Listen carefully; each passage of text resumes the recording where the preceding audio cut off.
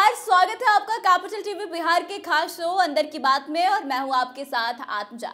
क्या एक बार फिर से बिहार में खेला होने वाला है? क्या फिर से एक बार नीतीश कुमार पलटी मारने को तैयार है? आखिर भाजपा नीतीश कुमार को चेतावनी क्यों दे रही है? यह तमाम तरह के सवाल जो हैं वो बिहार की राजनीति में चल रहे हैं। दरअसल आज कुछ ऐसी घटनाएं बिहार की राजनीति में घटी जिसके बाद से कई तरह के सवाल जो है एक साथ लोगों के मन में चल रहे हैं। सबसे पहले तो आपको बता दें कि लालू प्रसाद यादव ने नीतीश कुमार के लिए दरवाजा खोल दिया है और उन्होंने कहा है कि नीतीश कुमार जब भी हमारे पास आने के लिए तैयार होंगे यह दरवाजा हमेशा खुला रहेगा। उसके बाद से तेजस्वी प्रसाद यादव का एक बयान सामने आता है और उन्होंने कहा कि हम भोले भाले लोग हैं, हम नीतीश जी को अपने साथ लेकर चलेंगे चाहे उसके लिए कोई भी कुर्बानी देनी पड़े। उसके तुरंत बाद सम्राट चौधरी का बयान आता है और वह एक तरह से चेतावनी देते हुए नजर आते हैं कि नीतीश जी को यह फैसला लेना है कि उन्हें भाजपा के साथ रहना है या लालू प्रसाद यादव के साथ दोस्ती निभानी है। तब इसके क्या मायने निकाले जाएंगे? आइए इन्हीं तमाम मुद्दों पर बातचीत करते हैं और बातचीत करने के लिए हमारे साथ स्टूडियो में मौजूद है senior journalist Saroj Singh ji. Sir, आपका बहुत बहुत स्वागत है। जी, बहुत धन्यवाद। सर, लालू प्रसाद यादव की तरफ से नीतीश कुमार को ऑफर दे दिया गया है, एक इशारा दे दिया गया है कि आप जब भी आएंगे हम आपका खुले हाथों से दरवाजा खोल के स्वागत करेंगे। क्या मतलब है इसके? देखिए आत्मा जी, आप जब सत्ता के गलियारों में जाएंगे ना तो हंसी मजाक में आजकल एक बड़ी चर्चा हो रही है। वो चर्चा क्या है? 10 तब बस। इसका मतलब है कि 9 बार पाला बदल चुके हैं नीतीश कुमार, एक बार बदलेंगे तब बस होगा, यानी 10 होगा तब बस होगा। ये लाइटर मोड में लोग बोलते हैं, लेकिन जिस बयान की आप चर्चा कर रही हैं, लालू प्रसाद के बयान की, तेजस्वी यादव के बयान की और सम्राट चौधरी के बयान की, देखिए जो राजनीतिक परिस्थिति बिहार में है और नीतीश कुमार जिस रोल में है, जितने उनके विधायक हैं, उसकी संख्या है, उस हिसाब से एक बैलेंसिंग फैक्टर नीतीश कुमार है। और एक जो फ्लोर टेस्ट हुआ बिहार में और नीतीश सरकार जीती है, किस तरह से जीती है आप बता ही चुके हैं अंदर की बात, किस तरह से फ्लोर टेस्ट हुआ और किस तरह से जीत हुई है। तो एक कहानी सालती है लालू प्रसाद को और एक कहानी सालती है तेजस्वी यादव को कि इतनी तैयारी होने के बावजूद भी हम फ्लोर टेस्ट में नीतीश कुमार को नहीं हरा पाए। तो होता है ना गांव देहात में कि अगर कोई अगला पार्टी जीत जाता है तो जो हारी हुई पार्टी जो है वो किसी तरह चाहती है कि भंडोल हो जाए खेल, साला हो ही ना, इस तरह का कहानी हो ही ना हो। तो इस तरह के बयानबाजी जो होती है वो भंडोल करने के लिए ही की जाती है कि चलिए आप हमारे तरफ आ जाइए, आपका स्वागत है। क्योंकि लालू प्रसाद और तेजस्वी भी जान रहे हैं कि इतनी जल्दी ये सब चीज़ें होती नहीं हैं और अब भी सरकार बनी है और अभी इस तरह के बयान आ रहे हैं, तो इसका मतलब है कहीं ना कहीं से एक ऐसी स्थिति पैदा करना है नीतीश कुमार के लिए, एक अविश्वास का भाव पैदा करना है भाजपा के लिए। देखिए अभी लोकसभा का टिकट बंटना है, सब पार्टियां अपनी अपना टिकट बांट रही हैं। उस दरमियान अगर इस तरह की, आपने सम्राट के बयान की भी चर्चा की कि उन्होंने कही कि एक चेतावनी वाले लहजे, उसको चेतावनी का लहजा नहीं है, लेकिन उन्होंने जरूर ये बात कही कि ये नीतीश कुमार को तय करना है कि नीतीश कुमार को किधर रहना है, भाजपा की तरफ रहना है या आरजेडी की तरफ रहना है। इसको लालू यादव तय नहीं करेंगे, उनके कहने का आशय ये था। तो लेकिन ये सारी जो बयानबाजी है वो एक तरह से चीज़ों को, जो बात कही लालू प्रसाद ने और तेजस्वी ने और सम्राट में, वो कहीं ना कहीं ये जतलाता है कि बिहार में अभी भी बहुत सारी गुंजाइश, जो आप चर्चा कर रहे हैं खेल शब्द का यूज, हम लोग थक गए खेल शब्द बोलते बोलते। तो खेल शब्द का जो खेल और खेला का जो एक संदर्भ चला था पिछले 15 दिनों से, उसकी गुंजाइश बिहार के सियासत में बनी हुई है। सर, लालू प्रसाद यादव ने जिस तरह से ये बातें कही कि उनका दरवाजा सभी लोगों के लिए खुला है और नीतीश कुमार के लिए तो कभी बंद हुआ ही नहीं, तो क्या इसका मायने निकाला जाए कि क्या लालू प्रसाद यादव ये कहना चाहते हैं कि नीतीश कुमार ही नहीं, बाकी अगर कोई भी आना चाहता है तो उनका दरवाजा हमेशा के लिए खुला है? नहीं, उनको जरूरत तो नीतीश कुमार की है ना, भाजपा के तो लोग वहाँ नहीं जाएंगे या आरजेडी के लोग भाजपा में तो नहीं जाएंगे। उनका एक ही सिंगल इशारा नीतीश कुमार के लिए ही है कि अगर नीतीश कुमार कभी ये महसूस करें रात की तन्हाइयों में या दिन के उजाले में, अगर ये महसूस करें कि वो वहाँ पर गलत चले गए या उनको सूट नहीं कर रहा है, कि देखिए एक छोटा सा उदाहरण हम आपको देने जा रहे हैं। अभी राज्यसभा का नॉमिनेशन हो रहा था, कल उसकी अंतिम तारीख थी और ये मोटे तौर पर ये तय हो गया था कि राकेश तिवारी जो ट्रेजरर हैं क्रिकेट एसोसिएशन के, उनको 7वां घोड़े के रूप में, 7वें प्लेयर के रूप में उनको उतारना है। उन्होंने अपना कटवा भी लिया था, 10,000 का चालान भी कट गया था उनका कि अब नॉमिनेशन करना है। लेकिन ऐन मौके पर जो हमारे सोर्स हैं वो बताते हैं कि नीतीश कुमार ने मना कर दिया कि नहीं, बिहार में इस तरह का खेल हम नहीं करेंगे। आप ठीक है, हमारे पास विधायक ज़्यादा है, कोशिश होगी तो हम 7वें प्रत्याशी को जिता भी सकते हैं। लेकिन नीतीश कुमार की जब दिल्ली के नेताओं से बात हुई तो उन्होंने कहा कि देखिए, इस तरह से जो है करना ठीक नहीं होगा। अभी तुरंत फ्लोर टेस्ट हम लोगों ने किया है, और जो होता है ना खरीद फरोख्त वाली जो संस्कृति है, परंपरा है, उसको हम बिहार में बढ़ावा नहीं दे सकते हैं। 7वां खिलाड़ी जैसे ही आएगा, विधायकों की खरीद फरोख्त शुरू हो जाएगी और फिर बिहार उसी स्थिति में चला जाएगा जिस तरह से फ्लोर टेस्ट के पहले था। तो नीतीश कुमार ने कहा जा रहा है कि एक तरह से वीटो कर दिया कि नहीं, ये काम हम नहीं करेंगे, 7वें प्रत्याशी को उतारने की हमारे तरफ से इजाज़त नहीं है। तब जाके सम्राट चौधरी का बयान आया कि नहीं, 3 प्रत्याशी है, 3 प्रत्याशी एनडीए के रहेंगे। मतलब कि भाजपा की जो प्लानिंग थी उसको नीतीश कुमार ने रोक दिया। तो इस तरह के बहुत सारे उदाहरण आएंगे काम करने। जब सरकार गठबंधन की सरकार बनती है तो इस तरह के बहुत सारे इशू आएंगे, मसले आएंगे, जिसमें हो सकता है कि नीतीश कुमार उसको पसंद ना करें, या नीतीश कुमार के कुछ मसले होंगे जिसको बीजेपी पसंद ना करे, तो टकराव होगा।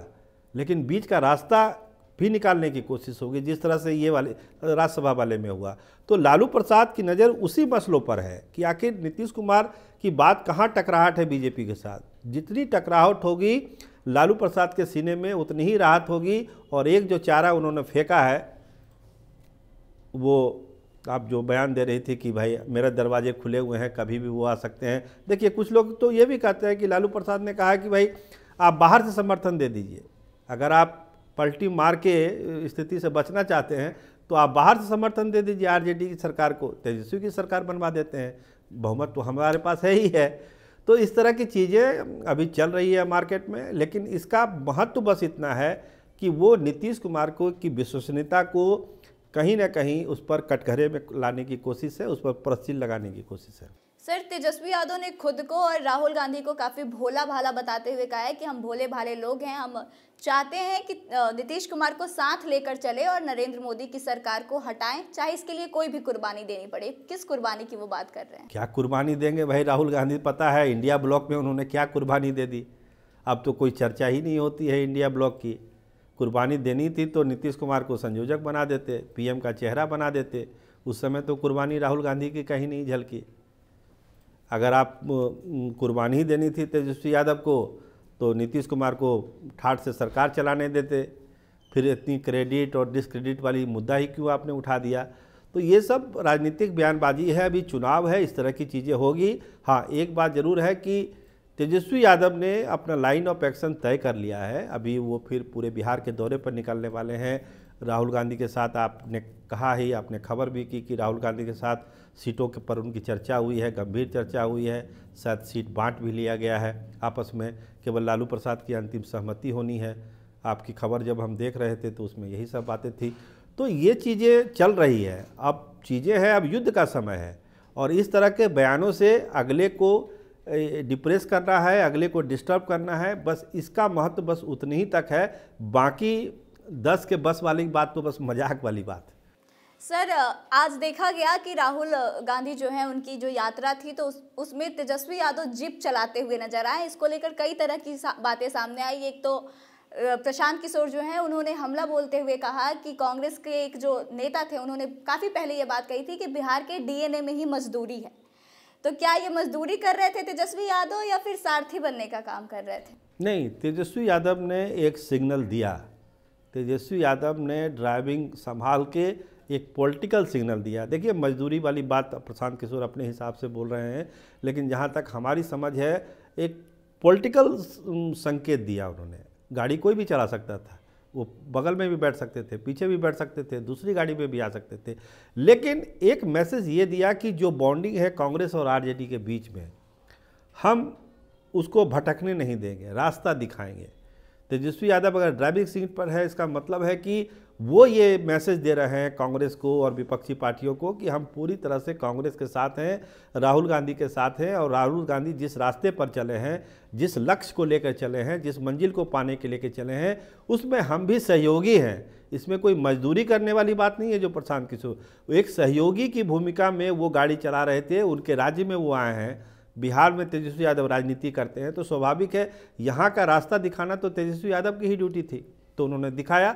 ये एक अच्छी बात है। सर मेरा आखिरी सवाल आपसे है कि जैसे बहुत सारी अटकलें लगाई जा रही हैं, कुछ लोग ये कह रहे हैं कि ये सारी जो बातें सामने आई हैं इनके तरफ से, लालू यादव की तरफ से, तेजस्वी यादव की तरफ से, उसके बाद कि नीतीश कुमार कहीं ना कहीं लालू परिवार के साथ मिलकर प्लान बनाए हैं कि नरेंद्र मोदी को झटका देना है, इसलिए यह स्विच कर लिए हैं और एनडीए के साथ आ गए हैं। लेकिन जैसा कि आप बता रहे हैं कि ऐसा कुछ नहीं है, या बस भरमाने की कोशिश की जा रही है, तो एक आखिरी दर्शकों को बता दीजिए कि क्या वाकई में ऐसा होगा कि नीतीश कुमार के पलटने के अभी भी चांसेस है, या फिर यह बस अफवाह है? नहीं, मुझको तो नहीं लगता है, हमको तो नहीं लगता है कि अब इस तरह की कोई चीज़ें नीतीश कुमार करेंगे या और इस तरह का कोई उनको सलाह भी देगा, क्योंकि अभी रिसेंटली सारी चीज़ें हुई है और वो नहीं चाहेंगे कि और भी भद पीटे। ऐसे ही उन पर पलटी मार पलटू तमकता के आरोप लगते रहे हैं, 10 का बस, ये सब भी चलते रहता है, रील्स में, सोशल मीडिया में चल रहा है, तो तमाम चीज़ें हैं। लेकिन अगर गंभीर पॉलिटिकल नोट पर हम आपकी अंतिम सवाल को ख़त्म करें तो पॉलिटिकल नोट यही है कि अब चुनाव होगा,